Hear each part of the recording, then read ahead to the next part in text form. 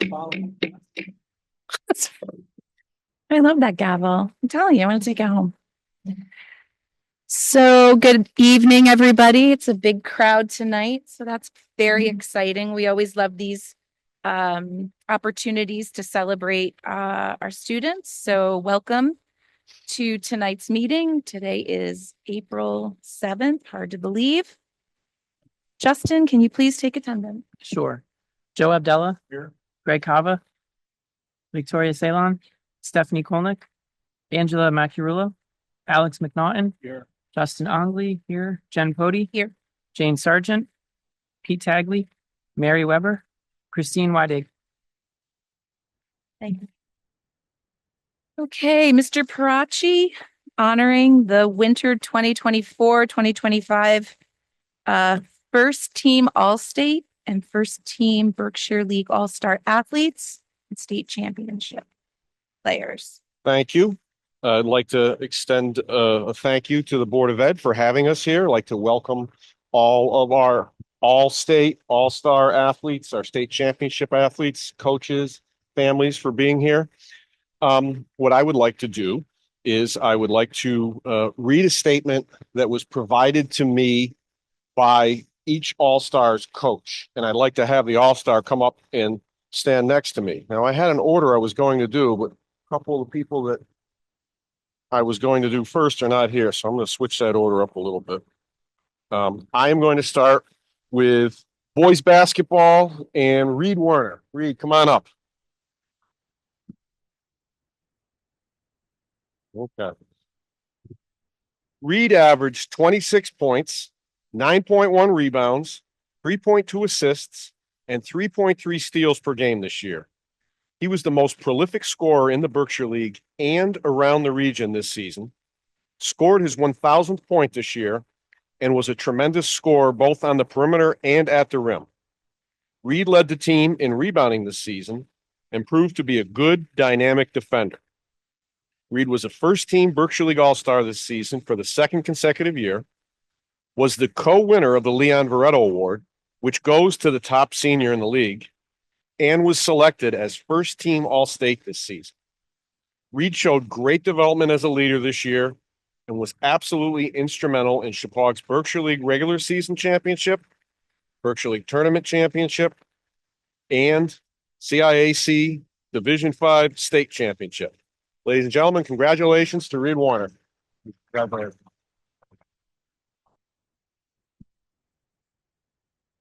Next, I would like to call up James Kirsten.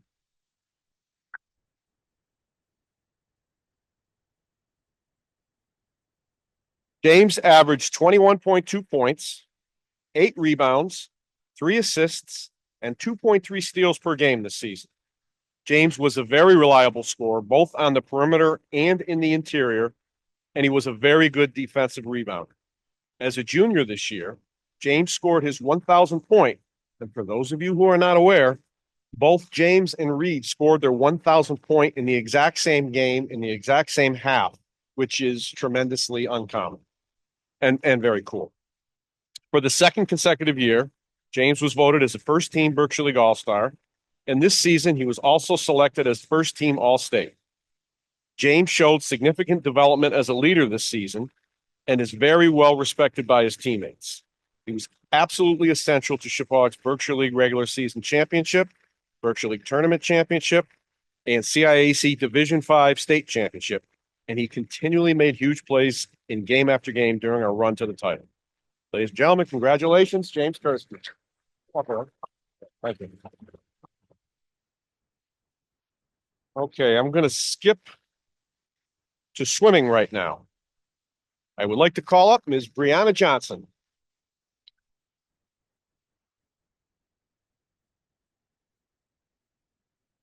Brianna Johnson made a huge impact on the swim team this year and had a personal best time almost every time she dove into the water to race.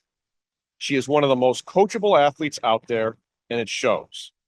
Bree always asks questions about how to improve or drop her times, and she genuinely listens to what her coaches have to say.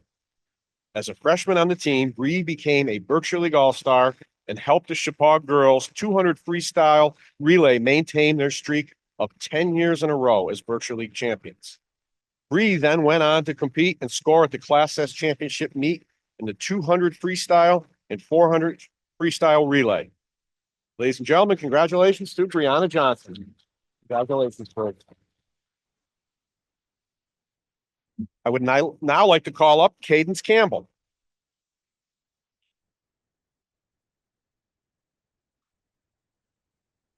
Sophomore Cadence Campbell had an amazing swim season.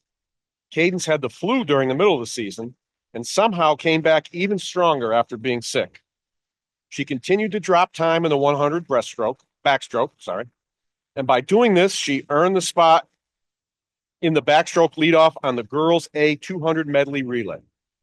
Cadence then helped lead that relay at the Berkshire League Championship to its first title in the past 9 years, which gained her all-star status. Cadence went on to the state championship meet to lead off the medley relay with backstroke. Ladies and gentlemen, congratulations to Cadence Campbell. Congratulations, Cadence. You're welcome. Now I'd like to call up Vicky Bargellini.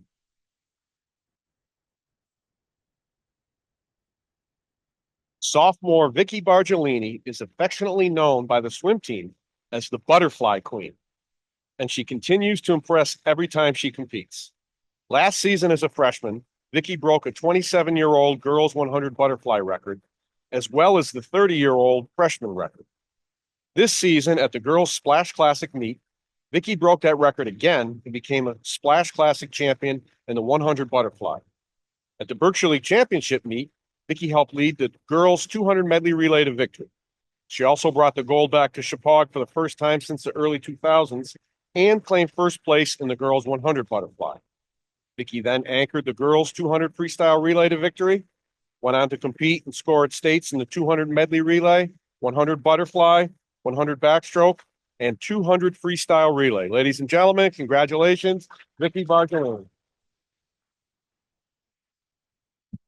Okay. I would now like to call up Abigail Perrin.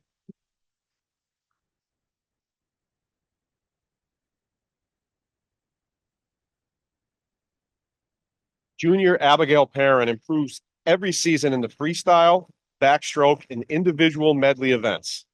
This year, Abby helped Chepaug claim victory in the girls 200 medley relay at the Berkshire League Championship meet by anchoring with the freestyle leg. And this relay won that event by over 6 seconds, which is an absolute eternity in any kind of timed race. She then went on to help lead off the winning relay of the girls 200 freestyle relay at the Berkshire League Championship meet. After that, Abigail then went on to the Class S Championship meet to score in the 200 medley and 200 freestyle relay. Congratulations to Abigail Perrin. Congratulations. Now I'd like to call up Nick Nunzig.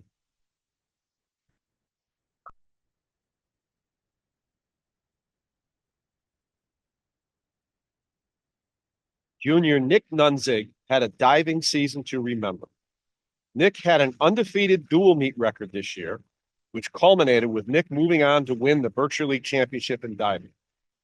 As impressive as that accomplishment was, Nick's season did not end there. One of Nick's greatest strengths is his desire to continually improve and learn what he is physically capable of doing on the diving board. And that inquisitive nature and drive led him to great things.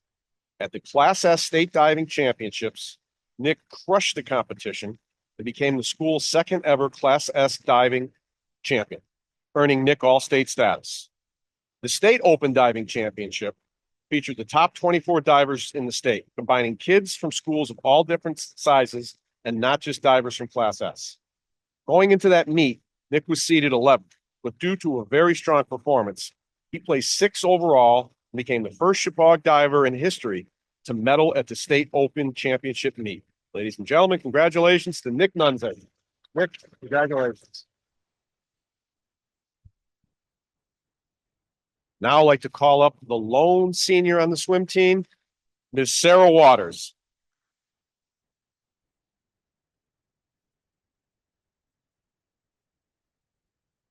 Senior Sarah Waters has the heart and drive that any coach would want, and as the only senior on the swim team this year, she set an excellent example for all of her teammates.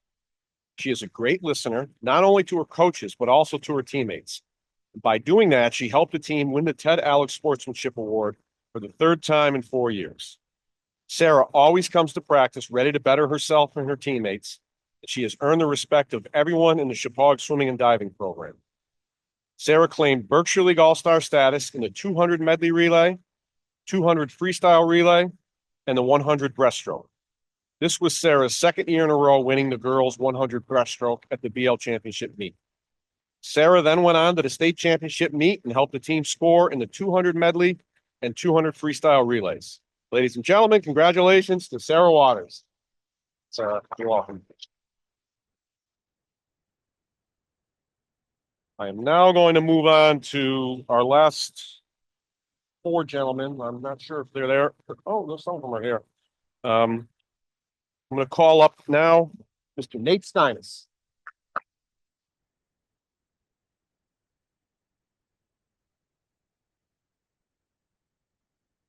Should mention Nate was an all-star as a member of the indoor track team.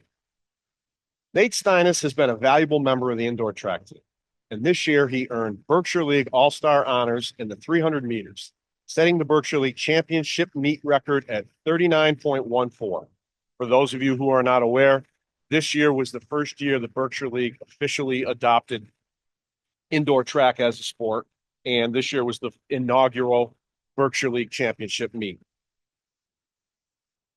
Where was it? Nathan's time also qualified him for the Class S state meet.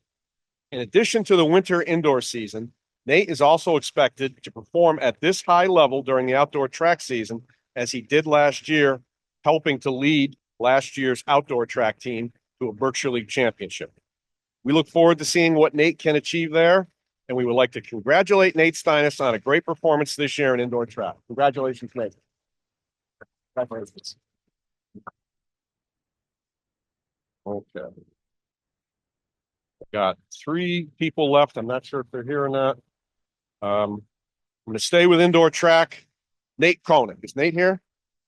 Okay, we're going to honor Nate anyways.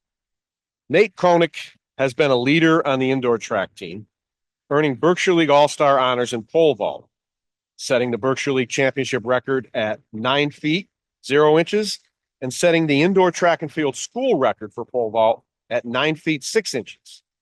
Nate also qualified for the state Class S meet in high jump. The coaching staff is looking forward to seeing him perform during the outdoor track season. So, special congratulations to Nate Koenig. I'm going to move on to ice hockey now, and Miles Wilson. Miles here? No, Miles? We will honor him anyways. Miles was a senior captain and standout goaltender for the Chippewa hockey team this season.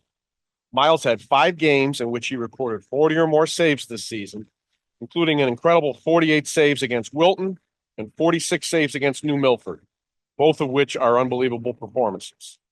As some probably know, and perhaps others do not know, the Chippewa hockey team competes in the Southern Connecticut and Southwest Conference Combined Hockey League, which is composed of all of schools that are way bigger than Chippewa. Due to Miles' solid performance in goal this season, he earned first team all-conference and second team all-state. Miles also earned the James Goodale Award, which is a team award given for outstanding play throughout the season. So special congratulations to Miles Wilson.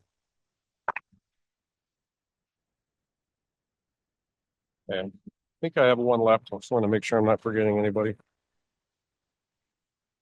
Okay, the last person, and I don't believe he's here, is Drew Koenig. Drew, are you here? Okay.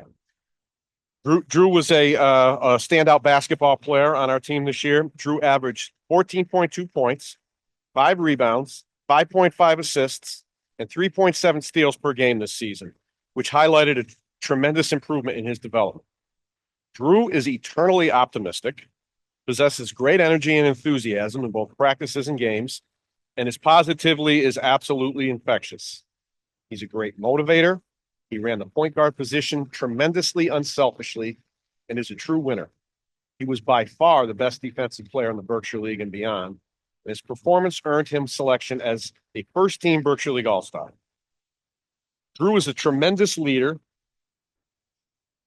who is respected and admired by his teammates and is perhaps the most unsung player in the region. Now I gotta find the other page. Sorry. Drew does absolutely everything on the court and was essential to our Berkshire League regular season championship, our Berkshire League tournament championship, and our CIAC Division V state championship. To top it all off, Drew was selected as the MVP of the state championship game at Mohegan Sun. So congratulations to Drew Koenig.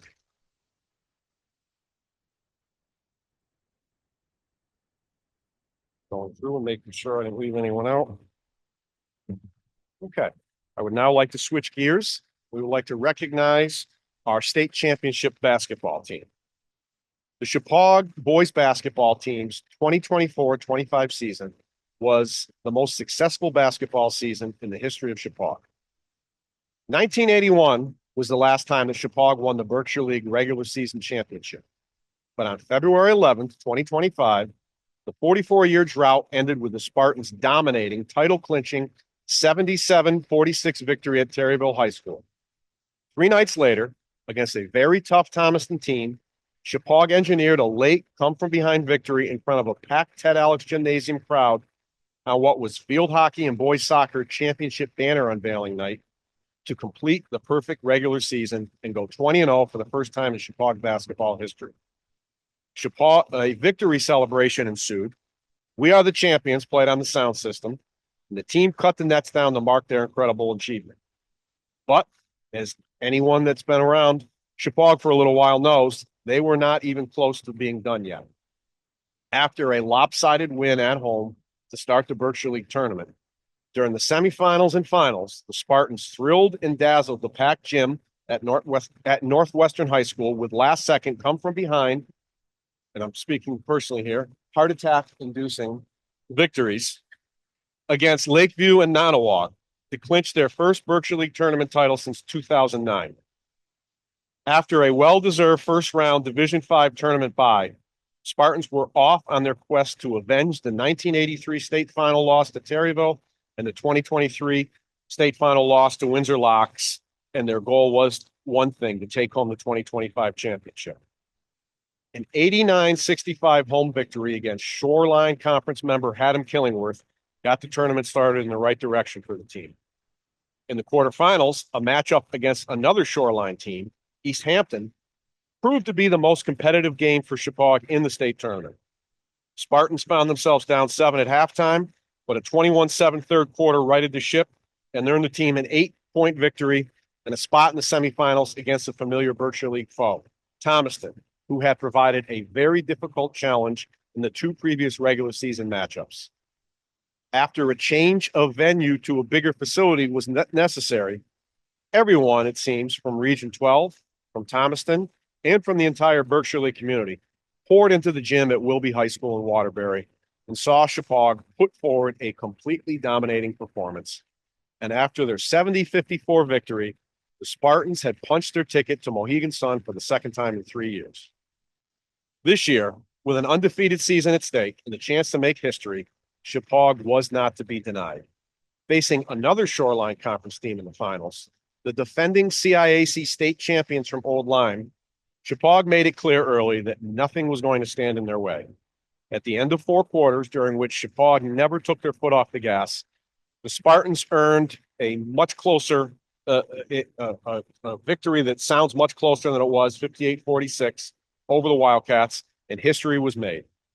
After the on-court celebration and all of the press interviews, Chepaug tradition was upheld, and on the way home, the state champions bus was greeted by emergency personnel in Southbury and escorted all the way through Roxbury and Washington, with lights flashing and sirens blaring, signifying to all that the Spartans had brought home the title. On behalf of the many, many community members and fans that witnessed this magical season, I would like to offer congratulations to the team for their incredible achievement, as well as a genuine thank you for the wonderful experience that was provided to many, many people throughout this season. Now, without further ado, I'd like to call upon head coach Matt Lefebvre to say a few words about the season.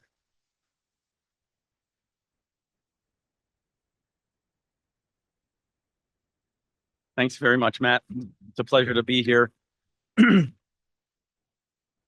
I'm not that much a young man as I used to be. Back then, I've been in basketball 45 plus years. And so I've seen a lot of good, a lot of not so good, a lot of tough roads and whatnot. This particular team, we knew had something at the beginning of the year. We didn't know quite what, but we knew there was something there. We knew we had a lot of talent. We knew we had some great student athletes, and we knew we were competing in a really tough league here in the Berkshire League. And so we set out to simply, with one goal in mind, to play real good quality basketball every game out. We didn't set any numerical goals because often that just puts too much pressure on the young student athletes. We just wanted to go out and just play quality basketball, represent Chippewa the way we're supposed to, and let the chips fall where they may. They did it throughout the regular season. This is a collection of fine athletes here. We battled through a very, very tough league to go 20-0. And then we got into a very tough Berkshire League tournament, as Matt Parachi had indicated, and somehow battled through that. That was the toughest of all. And that brought home the first Berkshire League tournament championship since Matt Parachi coached in 2009.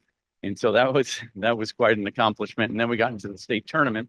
And as you know, we were 2 years ago, we got there very unexpectedly, and we didn't prevail. And there's always a large chasm between winning and losing that final game.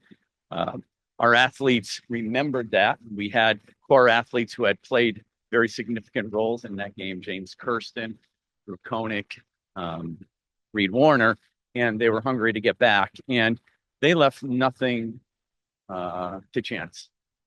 They prepared well. They were ready, and they really played like the winners that they are. And I would say this, being in basketball as long as I've been in this game, you never do it without great kids, not only great basketball players, but also great student athletes. You never do it without a great administration, which you certainly have here at Chippewa. A great principal, Don Shells, Mike Croft, the best athletic director in the state, Matt Parachi. And you never do it without great assistants, Ted Bramer and Alan Stinson, and a great community, just an outstandingly unique community here at Chippewa. I couldn't be happier and more pleased to be here for the last 12 years. It's been a wonderful experience, and we look forward to continuing. Thank you so much.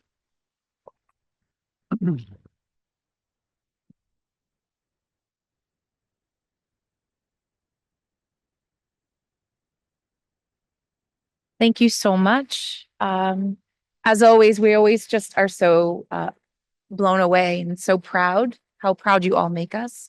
And it's not just on what they do on the courts or in the pool or in the indoor arena, so to speak, but really what they do off the field too. So we couldn't be more proud. So we're going to take a few moments to enjoy some refreshments, take a quick break. We'll be back. Thank you. What?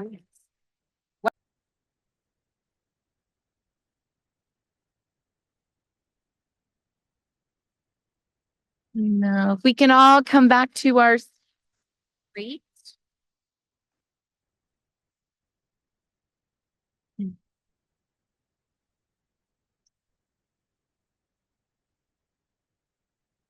Mr. Tagley, are you ready to come on over? Okay.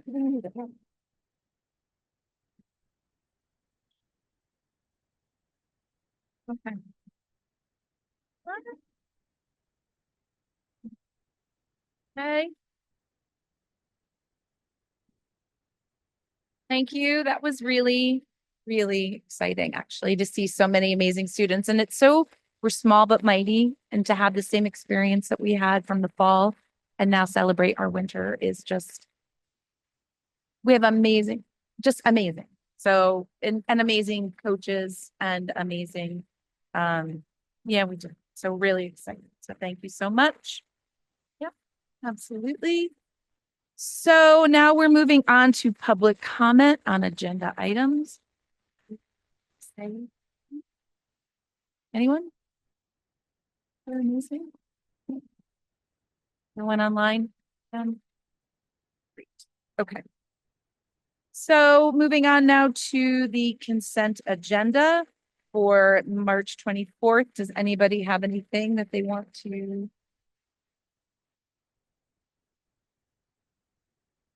I know likes to look it over, so. Okay,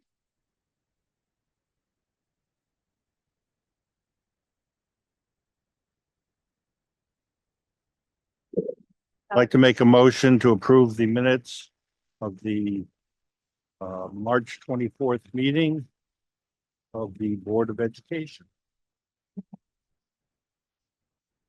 favor, I great. Okay, moving on now to the is it Spark. I'm saying that right? The Spark Wellness presentation with Mike Croft. Welcome.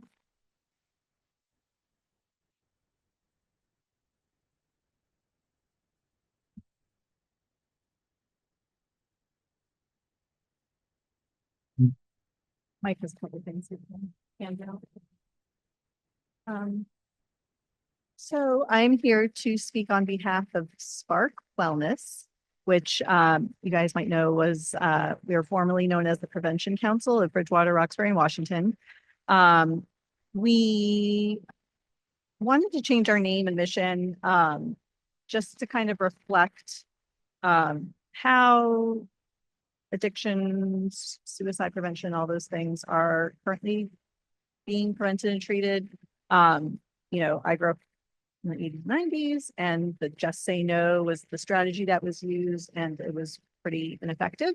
So we really, we thought that the Prevention Council was kind of, when you think about Prevention Council, it kind of, you think about those types of strategies, and we really wanted to kind of modernize our group and really focus on the mental health aspect of treating and preventing drug misuse, addiction, and suicide. So SPARK stands for Chippewa Promotes Advocacy, Resilience, and Connection through Wellness. And our hope is just we want community members, students, to learn how to become advocates for themselves, to learn resilience during hard times, to find ways to work through difficult times other than drugs. I think a lot of times, I think now we realize that when people use drugs or alcohol, it's not because they're bad people. A lot of times they are self-medicating. So self-medicating their pain, anxiety, depression. So we really want to become a community that's resilient, and we want to become connected. We find that by connecting with one another, talking with one another, hearing each other's stories, that helps us through different times, right? So thanks to Chat GPT helped us with coming up with this name to really shape our purpose, which I kind of already stated. So you see in the handout just a summary of our mission and our strategies. Again, to collaborate. The Western Connecticut Coalition is kind of we work under them. They're our regional behavioral health action organization. They connect us with other prevention councils in the Northwest corner. They have trainings.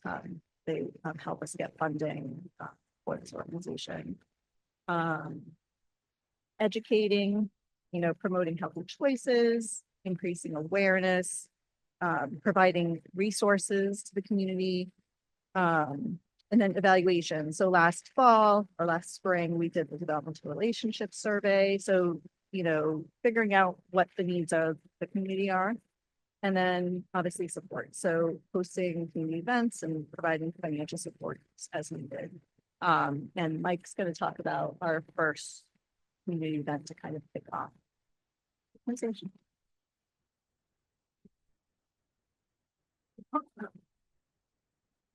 So one of the challenges with an organization like this that has a broad mission is deciding where to put your energy and where to put the limited funds that you have.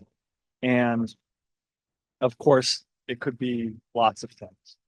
And one of the needs that we saw and see, and one of the opportunities that we believe exists in our communities and also more broadly, is represented by this book here, which it's called The Anxious Generation by Jonathan Haidt. Haidt, How the Great Rewiring of Childhood is Causing Mental Illness. And the thesis of the book, in short, it's a big long book, so I'm distilling it maybe too much, but the thesis in short is that children are under-supervised online and over-supervised in the real world, and that it's having big impacts on individuals, groups, and schools, and our world. And we think that these are important ideas to spread, in part because they're powerful and meaningful, and in part because our capacity for change in small groups and individual families is limited because of the social critical mass that's needed to make any kind of change in this area. And so we have this organization, Spark Wellness, in an effort to make an impact and launch its new name and new mission, has developed this event whereby we hope to spread acceptance or at least awareness of some of these ideas. And the short story with the event is that our organization bought a whole bunch of books, and we have distributed them to schools and public libraries. They can be signed out right here in the front office. And we are encouraging people to read the book or at least engage with the ideas through a YouTube video or a newspaper article read. And on June 1st at Hurlburt Park in Roxbury, we're going to have a simple event, a facilitated conversation. People who are interested in the topic, people who have read all or part of the book, are going to come together and hopefully form some common cause, form some common understandings, and spread awareness of some of the problems that are plaguing our children and some of the simple solutions that are available to us. And the event is going to be facilitated by a powerful speaker and facilitator, a man named John Semencelli, who is principal counselor at Greenwoods Counseling in Litchfield. He has met with our organization and planned this event with us. We believe it is an efficient use of the limited funds and energy that limited funds and the energy that we have. I don't think it's limited. And that we have great potential to do some good and to get a ball and a conversation rolling in this important area with this event. We think it'll benefit the community, and we think it is a good way to kind of relaunch this organization.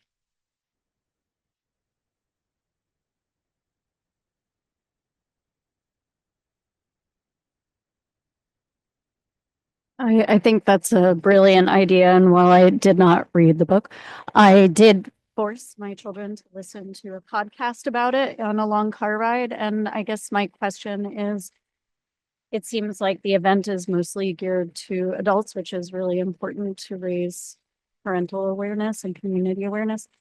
But have you given thought to how to engage the kids themselves in this messaging? Because I think it was really eye-opening for my kids when they were listening to how, digital media, whether it's games or social media, really affects their brains and their development. And I think that's helpful to plant those seeds even with the kids.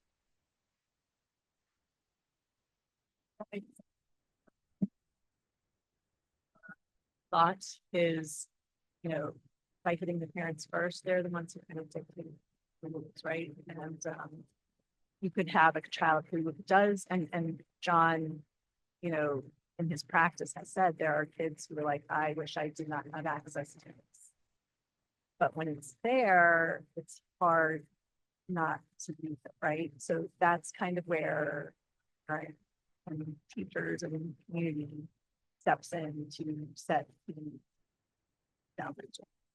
Right, so I think that's a lot to ask of a kid until the adults are educated and willing to make a change. And this is the first step that we've chosen, and I think there are a lot of next steps that can and will grow out of it. And certainly that's got a lot of. I was just gonna add, so I think I mentioned that I took the whole administrative team to the conference in Bristol with the leadership team. CAPS puts on it annually, and he was there. He was our keynote speaker. He was amazing, and I think Don got a autographed copy of one of his book. Yeah, he got starstruck. But a lot of what you just asked, he spoke about, a lot of disturbing data. I mean, when you really, he's had years of research in this. And again, a lot of it is, yes, you want to involve the students, but until the parents and teachers and everyone in the adult world, has that understanding and a common understanding and a common goal, actually, that, this is how we want to raise our students, raise our kids. You can't really do much until that occurs. So that is the first level. But he was awesome. And it was just so timely when when Mike brought this up to me. I said, you have to come to the board because we just saw him. And then there were other workshops also around technology from Ed Advance, and they were all, again, sharing the same message. So something we talked about eventually adding into our strategic plan in some way too, because AI was a whole nother piece of it. So there's this sort of dilemma of, right, the world and where it's going, and but how do you kind of resolve the fact that kids are it's rewiring literally their brains, and so there's a lot there. It's changed so much just within the past 10 years, and it continues to change. We can't keep up. So we need to have this conversation now. Bill. Yeah. I am in education myself, and this is of the utmost importance. And I want to thank you for bringing this to our attention. And I am going to share this with the educators that I work with.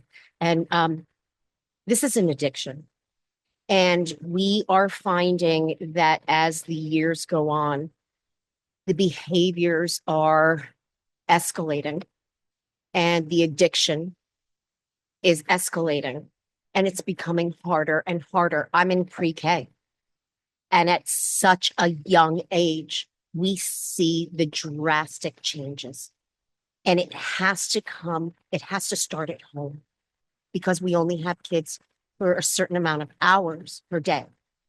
And so it must start with the parents. It must start at home with the grandparents, with the babysitters, or whomever is in charge at home.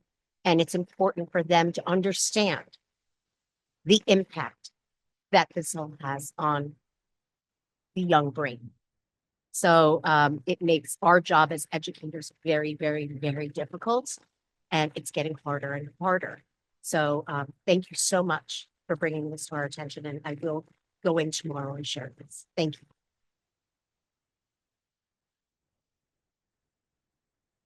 Thank you very much.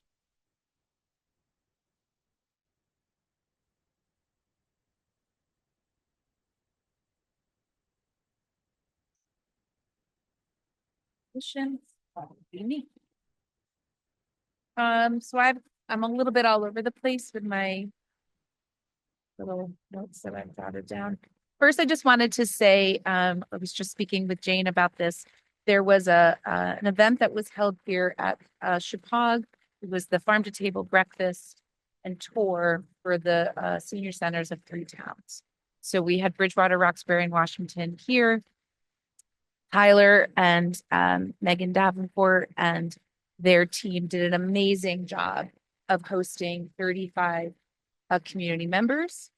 They were escorted into a room with these beautiful tables with these gorgeous floral arrangements, and the jazz ensemble was playing, which they were amazing. And the food was incredible. The food they had homemade baked goods and bacon and eggs and sausage and fruit and coffee, and it was really just beautiful and amazing to see everybody come together. And then they were brought on a tour led by students and Tyler and the team. And then they got even lucky. The timing was perfect because after the tour was over, they were putting on the performance of the play.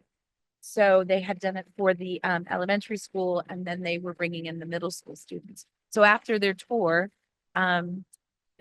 Don's idea that was really wonderful is to then bring them in, and they got to see the play, which was incredible. So not only did they get an opportunity to see the beautiful facilities, meet the agri-science students and the team, but then to be able to see the amazing talent that we had on stage. So it was really a beautiful moment. And I just wanted to thank Tyler and Megan and everybody for making it so successful. And Don, of course, too, who came out to greet everybody. So it was really wonderful.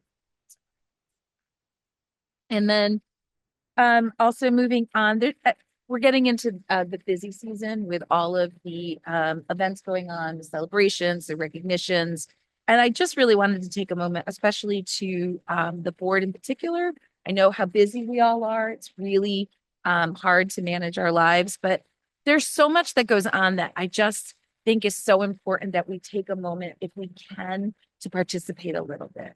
I really encourage you all to participate in the senior projects. If you're able to look at the schedule and even squeeze in an opportunity to see one or two, I highly recommend it. It's an opportunity for all of us to not just be able to see what our students are doing, but to really get to know them one-on-one. I find it to be so it's an amazing experience because obviously we all know a lot of the kids, but when I kind of sneak into one where I don't know the student, I just feel like it's like a window into meeting somebody else new in our community and just seeing them in their element. And I always walk away feeling so proud as a parent, but also just blown away by their talent and their courage, because I just think it's really incredible. So I really encourage you to take some time to do that. And I know it's hard, but please try. We'll get the schedule of all of the senior projects when that comes. Look it through, and maybe if there's something, one of the topics that just really speaks to you, just see if you can make it happen. And also too, I encourage you, I say this every year, and I had an opportunity to find this out through Don, but I had run into two men who are affiliated with the Army, and they're trying to get more involved in the community. So we started talking a little bit, and they were in my office and I'm in the Legion Hall. So they had seen the wall where a Stephen Reich's plaque is. So we started talking about it. And so I asked Don when the Stephen Reich Award ceremony is, and it's on May 22nd. It's at 10:35, I believe. If you have never been, you absolutely must come. It is the moment where I'm absolutely the most proudest, not just because of a student being recognized, but because of how the students realize the heaviness of it and the sincerity of it. They walk into this assembly and they're all just very quiet and respectful. You just know that they get it.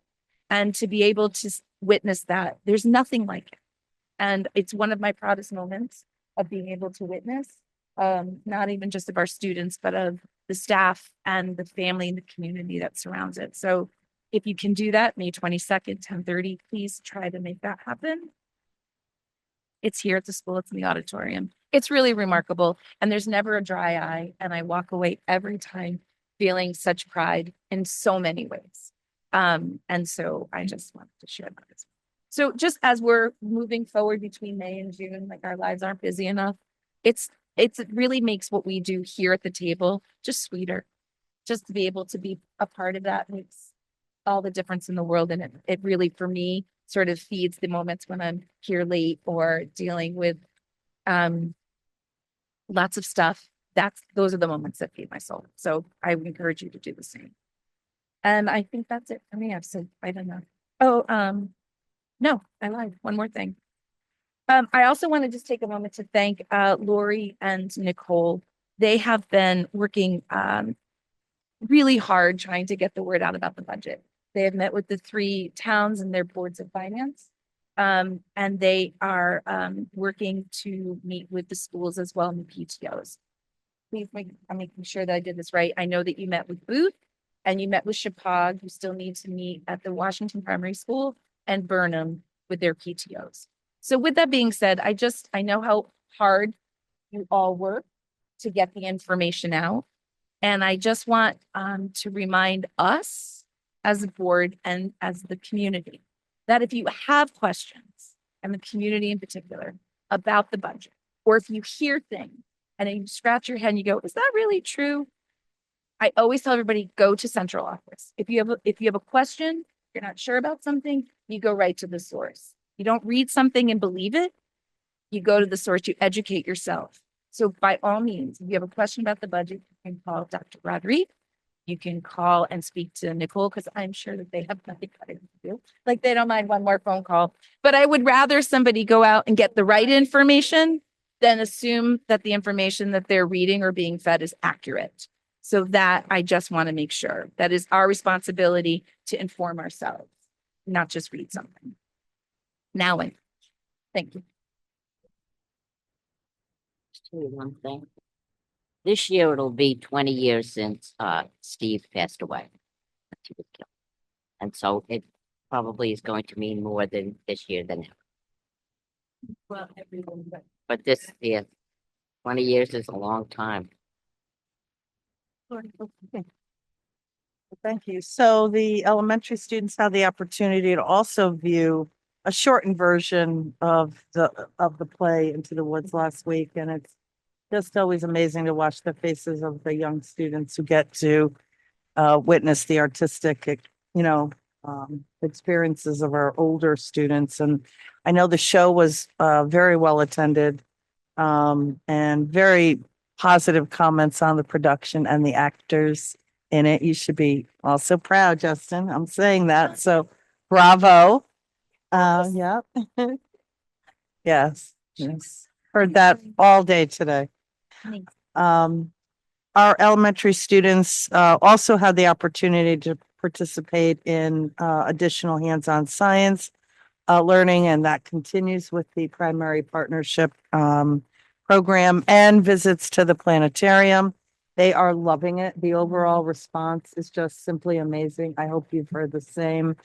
I have to again thank the high school staff, Don, Tyler, and Mike, and Frizo, and all of the teachers who have, put in their time and effort to work with the younger students and to make science come alive and agri-science. And it's just been really wonderful. And next year is the arts and music. That's the second part, if you recall. So really wonderful things. And I just wanted to thank the staff for that. Now, the final session is coming up, and it's a reflection time for the students to really think about and reflect on all the sessions they've had, and to have some social time with their peers across the district, and their favorite part, to swim in the Chapag pool. So they're just going to have a blast. So wanted to mention that. And I attended jam sessions and concerts at the elementary schools last week. And I, of course, continue to recognize the quality of our young musicians, but I was really impressed by the level of engagement by parents and community. It was standing room only in every school I went to. And not that, that's unusualness, it isn't, but they were so proud. And I mean, parents were, standing up in the back, and there were, they brought their children and they brought their grandmothers, and it was just amazing. And the kids did fabulously. I have to say. So when we talk about, yes, we have great kids here, we really do. Across the board in every school. We have, as you know, a few remaining board meetings, left. Our leadership team, as I mentioned at tonight's meeting, plans to update you all on the implementation of our strategic plan. There'll be 2 sessions of that.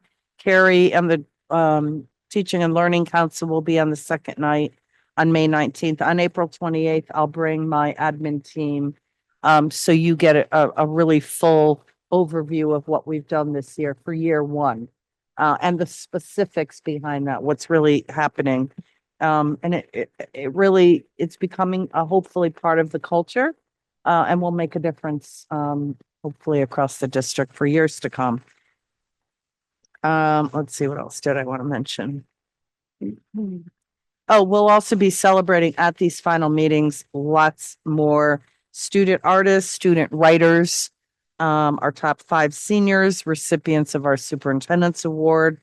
In addition, we plan to, as we normally do, honor community volunteers.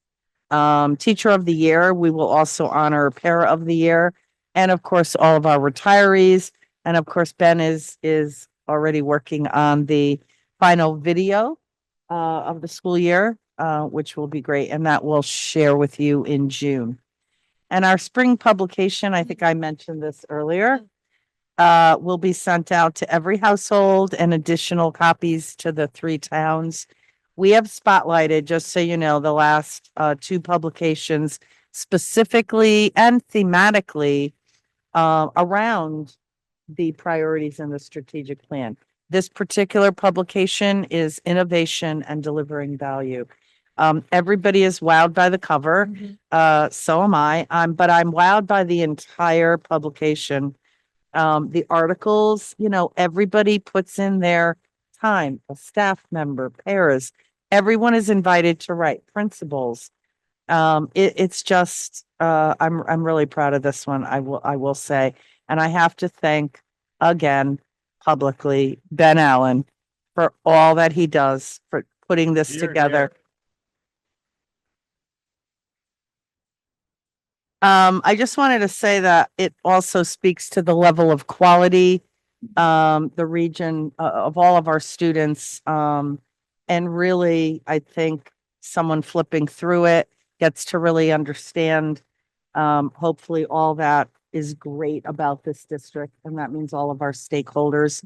The publication, I think, is honestly symbolic of the integrity of our programs and the dedication of all of our staff and leaders, the resources we utilize, and the expertise in-house in order to give our students here a really high-class educational experience. So I hope you'll see that when you read the publication. And I just, again, want to thank everyone for being a part of that. Thank you. Just to add, to drag this out a little bit, but I do feel like I need to just say this. After, you know, starting in the fall and now being here in the winter and just being exposed to all of the students and all of their amazing talent, I was blown away at the talent at that play, in the play, by all of the students. It was just remarkable. And it just goes to show, again, I could be redundant, but we have amazing students. So like I said, we're small but mighty, but we are just, there's just a proud moment for all of us. So nice job there. Okay, done. Can I just say one thing about that? I hope they had as much fun as they looked they were like they were having. That was wonderful to see them. They look so joyous and they have so much fun, and that's great. Talent. Yeah. Thank you. Okay, moving on. Treasurer's report. Alex. Yes, I don't have a lot to report. The science lab, the state is auditing our science lab project. It's a little bit like giving a kid a grade and then asking him to do the work, because they're auditing it now, but they've already paid us the money. So that's going on. Just refresh your memory, they gave us $250,000. So hopefully, I talked to Nicole today. Hopefully, their audit comes out about even. So they may find a thing here or there, one way or the other.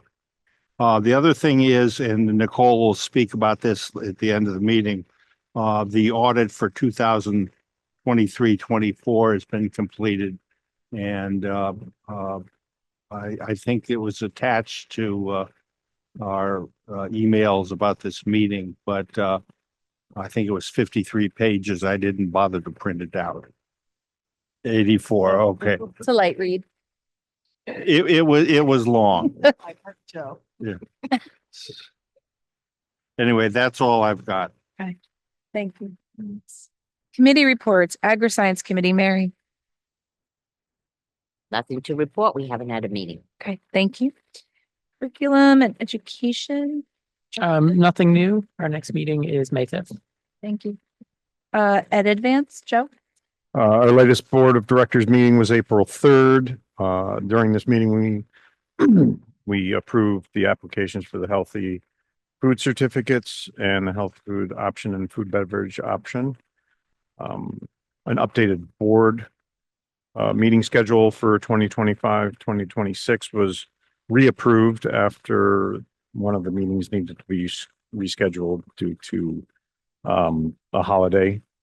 The 23-24 audit report was reviewed also, showing no significant issues. So that was good news for Ed Advance. Our executive director updated the board with a report that some of the current funding has been delayed due to the current administration and the shutdown of the agencies.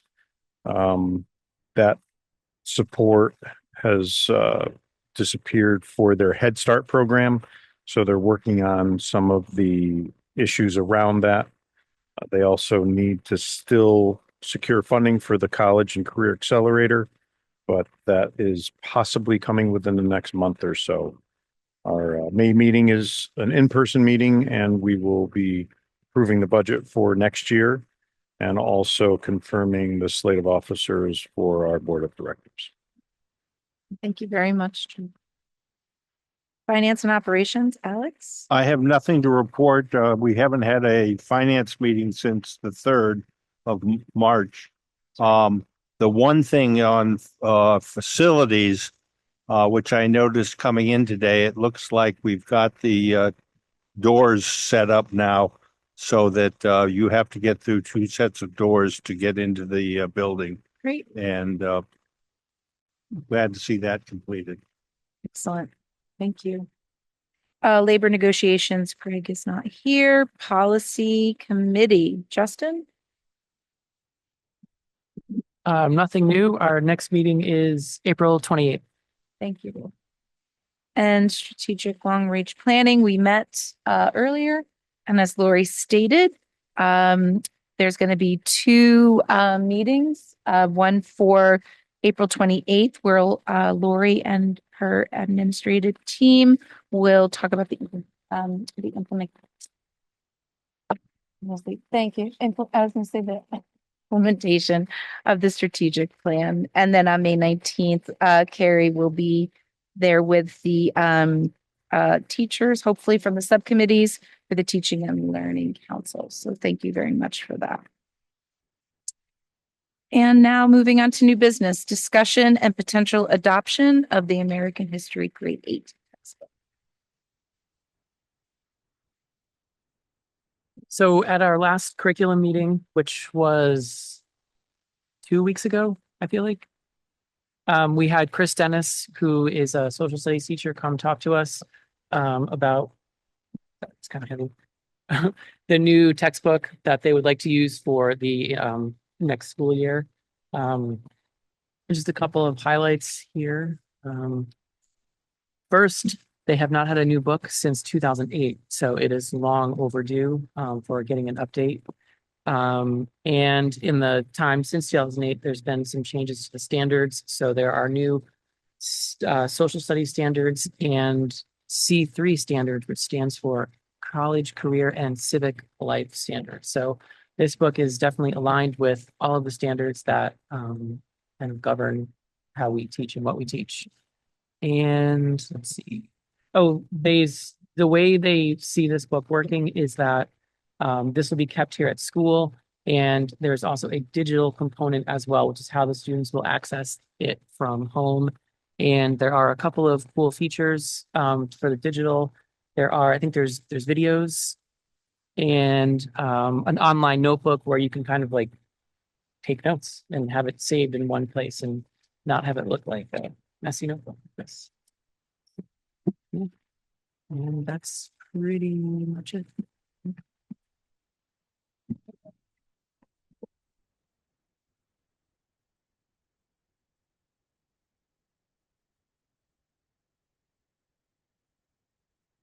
So we need a motion to approve the American History Grade 8 textbook. Can I have a second? Discussion. Does anybody have any questions? All in favor? Anyone opposed? Abstain? We have a new textbook.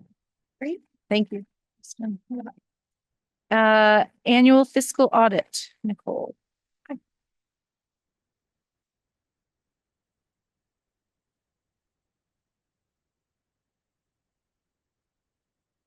I apologize in advance. This is not too fascinating. Does everybody have an electronic copy? Does anybody want a printed copy to follow along? And got a few printed. No? Okay. So I'm going to start on page 4.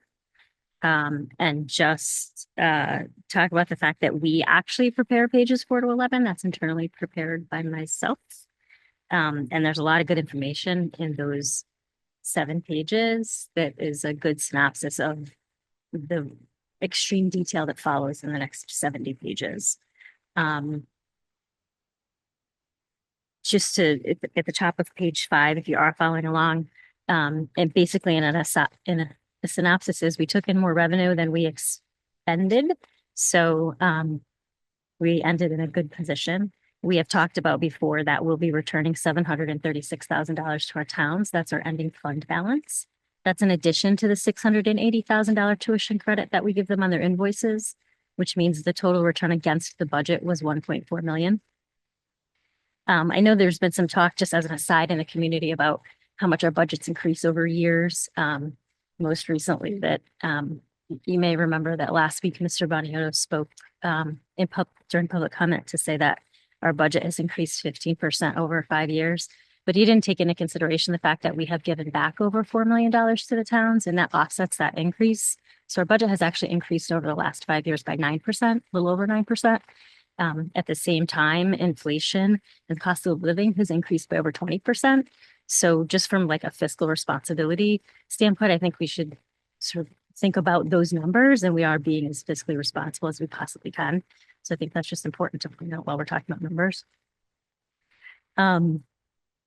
We talked about this a little bit last year. I'll say it again. It still confuses me. So if it confuses you, welcome. They audit us from 2 different standpoints. One is they produce government-wide financial statements. And what those are is more looking at us as if we're a for-profit business and implementing all of the GAAP accounting principles that are standard accounting principles, which really are more for the for-profit world. And it makes those pieces of our financial statements more confusing. And then they also hear myself in stereo. They also prepare fund financial statements, which is what we like to look at. It shows what our operating expenses, what our revenue is. So that is more of a picture of what you guys would be interested in, is the fund financial statements. Then they push them both together to show you the comparisons, which gets even more complicated. Page 6 of the audit, the management's discussion, is really the things that we care about, right? It shows how much cash we have on hand, what we prepaid, what our assets are, what our liabilities are. And you can see that our overall net position improved by about $400,000 over last year. Last year, we improved by about $500,000. So we're on an upward trend in terms of our net position of our assets over our liabilities. one thing that I'll talk about on page 7, just quickly about our capital assets, the reason we improved was because our capital assets declined, but so did our liabilities. So the capital asset decline is because we're now depreciating the agri-science building, which is our biggest current asset that we're carrying on the books in terms of fair market value. So with a value of about 32 million as of a year ago, that's going to start depreciating over a 20-year span. So in order to keep up and have our assets not decline, we would have to be adding as much new value onto our balance sheet, which we didn't last year, which is fine. When you have a big asset that's depreciating at that significant a rate, you may not keep up with it, so that your assets will increase every year. But lucky for us, our liabilities are decreasing, so our net position is actually improving.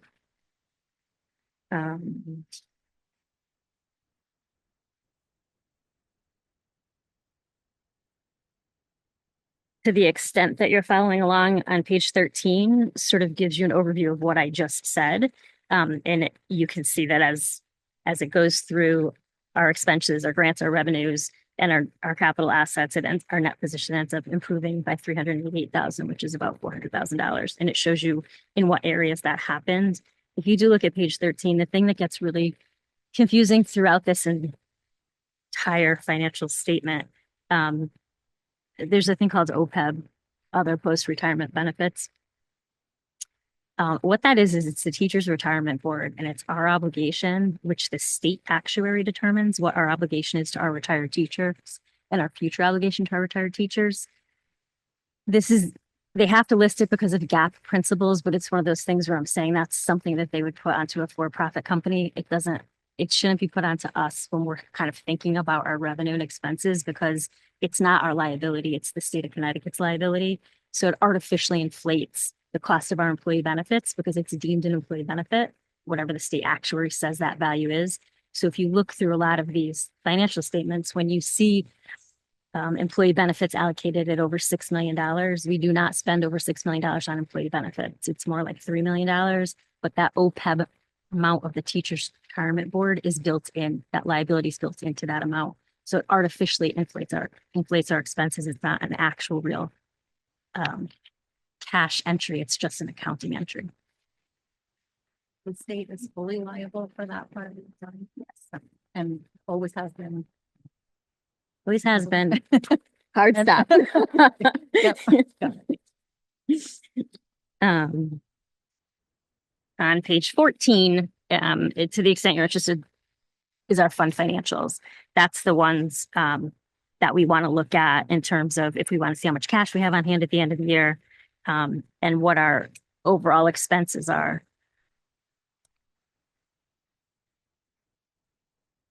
Page 15 reconciles the two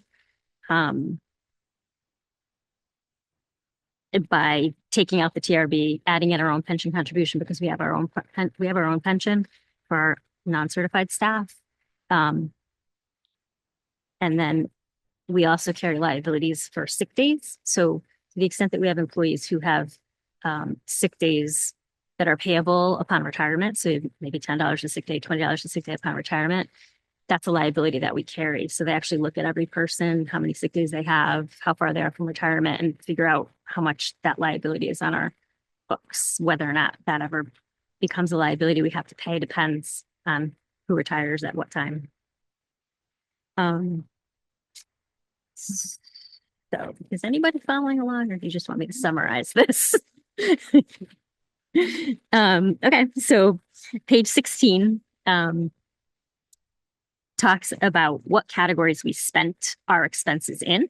So 16, when you get to the bottom of it, will tie back to 13, but it's more detailed expenses in the general fund. And right now we're talking about all of our major funds, which are our general fund, our debt service fund, our capital reserve fund, our elementary non-recurring funds, our building project fund. We then have non-major funds that we'll get into later, but those are our major funds. In this, on page 16 in this fund discussion, our non-major funds are all lumped into one, but they're actually made up of a bunch of smaller funds that we manage as a fiduciary.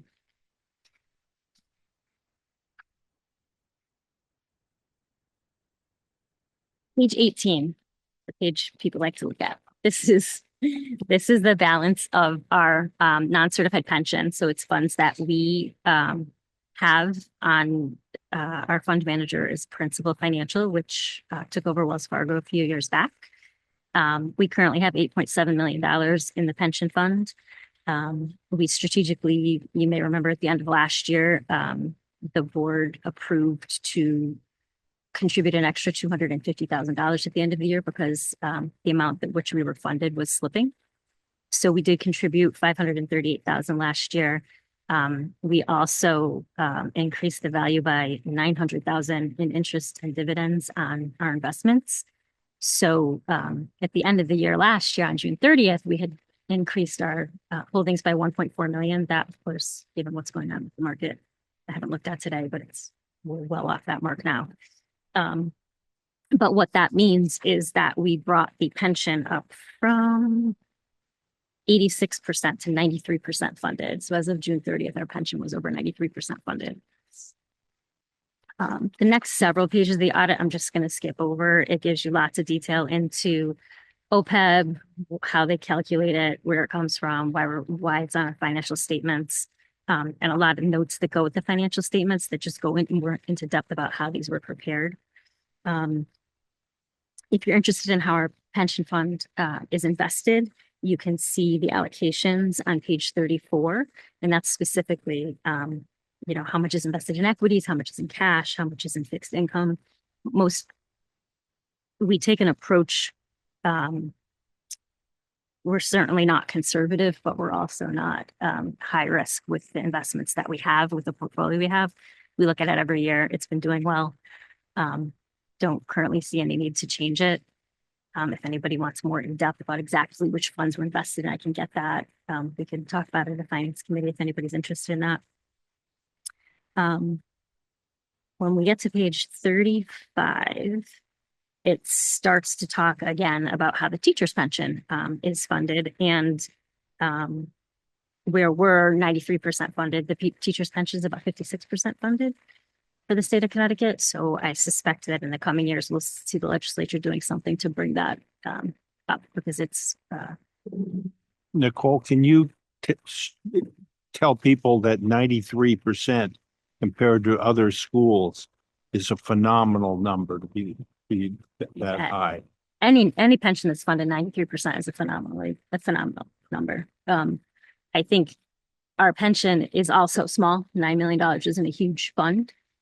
So we need to keep it at a higher level of funding. If you have a $300 million pension and it's 70% funded, there's more funding there that you can.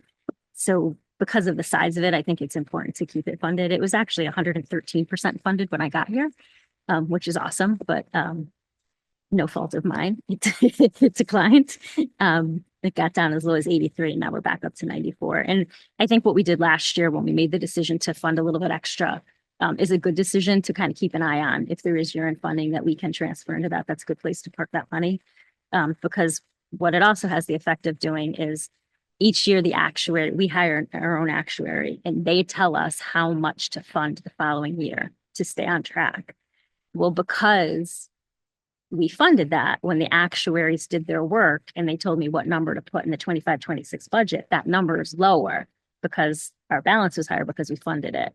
So that also helped to keep our budget lower because now the actuary contribution is lower than it would have been if we hadn't been proactive and funded it. So it's a good thing to keep kind of on our radar as we go. On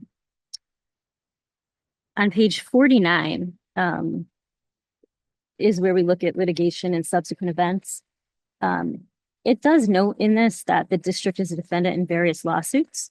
We aren't, so I just wanted to point out, if you come to that note and look at it, we don't actually have any lawsuits pending. I think that's kind of a canned response that they put in there instead of having to enumerate all the lawsuits we're involved in, but we actually aren't involved in any lawsuits, which is really good. And it does note the subsequent event, which they point out significant events that happened after the June 30th date, and our significant event would be that we paid off the $3.5 million ban. That's a significant financial event, even though it didn't happen in this fiscal year. Page 50, if you're going to look at any page at all of this audit, page 50 shows our budget, the way our budget changed through the year, what we actually spent, and what our end position is. So that's the page that's going to show you our budget. We ended up with a $96,000 budget surplus, and we took in $1.4 million in revenue. from tuition, and it'll show you the interest revenue, the investment income that we took in, which was $19,000. It shows you the agri-science tuition that we took in, 790,000 from the state and 908,000 from sending towns, which includes special education reimbursement. And it shows the return to the towns after everything goes in and out, which is the $736,000. If you're interested in looking at the state TRB on page 52, it gives you a history of where the TRB has been over the last 10 years. And it bounces around from the lowest it was 49 and the highest it was 61. So I think the state kind of makes sure to keep it at that level. I don't think it'll fall off. Well, I'm sure it's lower now. They do the same analysis on page 54 of our own pension, what it's been doing the last 10 years. Just interesting to look at history. On page 58 is the detail of our non-major funds. So our non-major funds are state and federal grants, the school cafeteria, which has currently has zero activity because Ed Advance is running the program. The scholarship fund, which is money that our students who apply, our seniors who apply for scholarships around May, that's it's held in our scholarship fund, and that's the checks we cut when those scholarships are awarded. Universal Service Fund is one of our non-major funds. It's E-rate money. It's specifically to fund technology. It's grant funded by the federal government. Our REACH program fund and our student activities funds, which we have 5 student activities. They bundle all 5 of them together and report them as one balance. And that kind of gets us to the end. So one thing that was new to us this year is when you receive over $750,000 of federal funding, you're subject to a federal audit. When you receive over $350,000 in state funding, you're subject to a state audit. So we're used to doing our regular audit of our books and then a state audit of the state funded programs. This year we received $794,000 in federal funding. So we were also subject to a federal audit this year, which was the first time since I've been here that we've been subject to that. As luck would have it, they changed the threshold to $1 million starting this year. So we did actually, that did result in we had an extra $10,000 expense to the auditors for the federal audit, which is new. The other thing that, they report to 3 agencies. They report to Board of Education, your agency 1, they report to the state, and then they do report out to the federal government. The one thing, the audit was unmodified, meaning they didn't make any significant changes to any of the finances the way we ran them. But they did find there's 2 thresholds for finding on your internal controls. Your internal controls are how you manage money internally with the people that you have managing it, if they're managing it properly. So there's 2 thresholds. There's a significant weakness and a significant deficiency. A significant deficiency is less than a material weakness. So material weakness is the worst of the 2. Then there's a significant deficiency. They did find a significant deficiency in the management of our student activity funds, specifically the one at Chapag. We had known about it. I had actually discovered it back in July of 23. They did review it, and there is a finding in this audit, and unfortunately it carries through to the state audit and the federal audit. So it's been reported to 3 places. And what they ask is for management's position on that deficiency that they discovered. So what we did when it was discovered, we put a new manual. I prepared a new student activity manual, and we disseminated that to all of the staff in all of the buildings with all of the procedures that have to be filed with respect to student activity accounts. And we also took over oversight of the student activity accounts in central office. So when they used to be managed specifically at the building level, they still have access to their accounts. They still see all of their accounts and they process everything, but it comes down to central office for final sign off by me before any checks or purchases are made. And the checks are prepared in my office and then sent back to the schools to be used. The auditors, that was the recommendation from the auditors as how to fix that. It has resulted in a lag time for the schools to access their student activity funds, which has been a little bit difficult for them to get used to, which I understand. And we did have to file a corrective action report with the state of Connecticut, setting forth that those were the actions we took to correct it. And I do, because this finding appears in it, if you want to read through the finding, it's on pages 62, 69, and 70.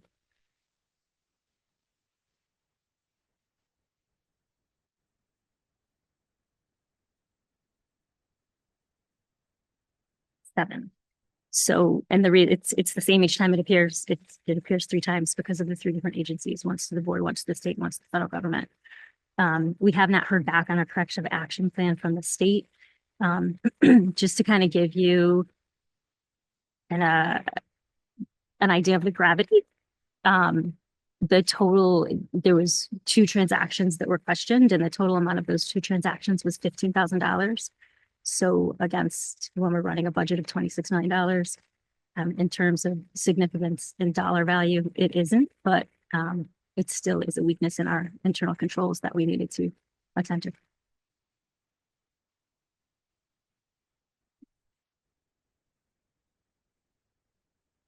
Nicole, how will this affect our bond rating?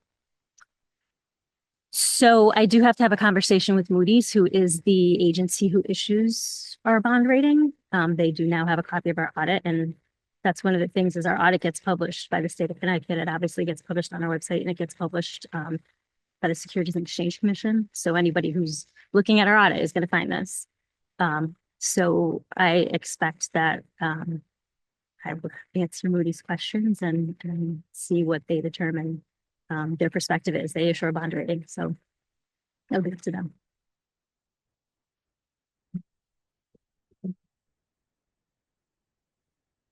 Does anybody have any other questions? It was a lot of work. Thank you. Appreciate it.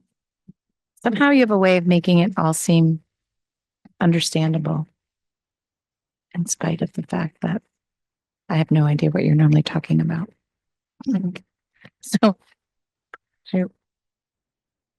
Because I really speak in a complete foreign totally. language. Yeah, Okay. totally.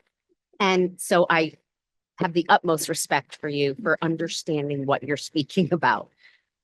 When you get audited, I'm an ex-banker, so I do know about auditing, but is it common in a school district for them to find small things? I mean, granted, from an outsider's perspective, when you have a large budget such as ours, $15,000 really isn't that large, but someone may say, oh my goodness, $15,000 is massive. And, but is it common to find small errors like that in a school district such as ours? So I think it's common to find errors in an audit, but everybody makes mistakes. But I think it's different when an auditor has a finding that you have a deficiency in your internal control. That's a much bigger deal, and it doesn't matter what the dollar value is. What matters is you have a deficiency in your internal control, because if your internal control is deficient, you could have just as easily lost $1 million as 15,000. So I think for us, if we're looking at it like what the gravity of this finding is, it happened in a student activity account, which is a fiduciary fund. It's not our general fund. It's not state funding. It's not federal funding. It's not taxpayer funding. If it's going to happen, that's an account we would imagine that it would happen in, because there's the most hands in it and it has the least restrictions on it. So of course, the end result of that is now there's more restrictions and there's more oversight on it.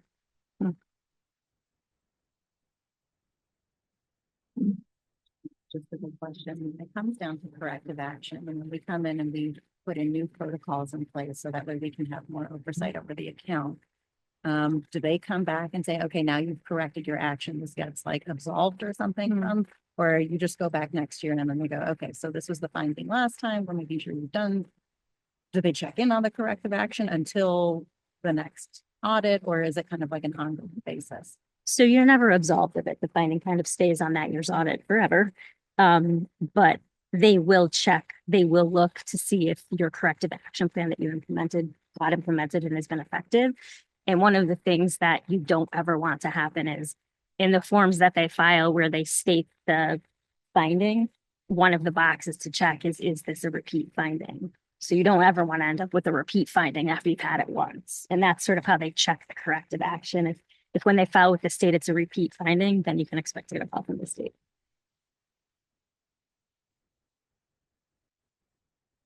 Do you have another question?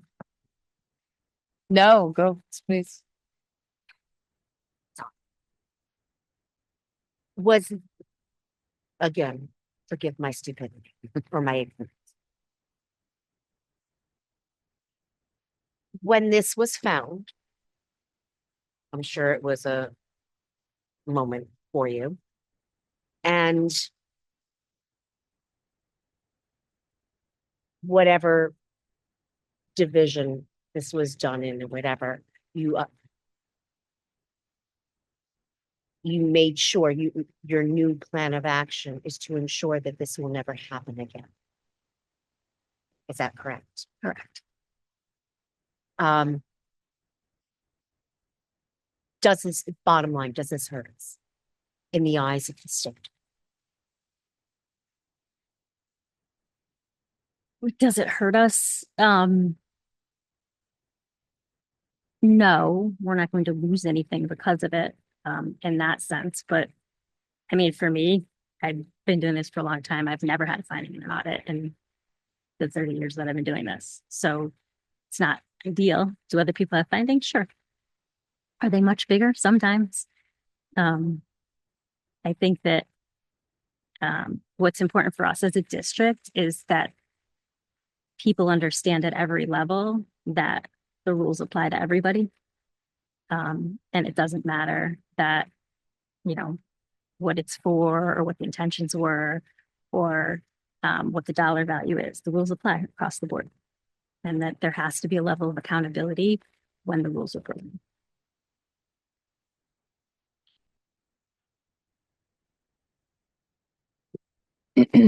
Great questions. Thank you. Thank you, Nicole. I think we're finished. Can I have a motion to adjourn? Second? All in favor? Okay. Thank you.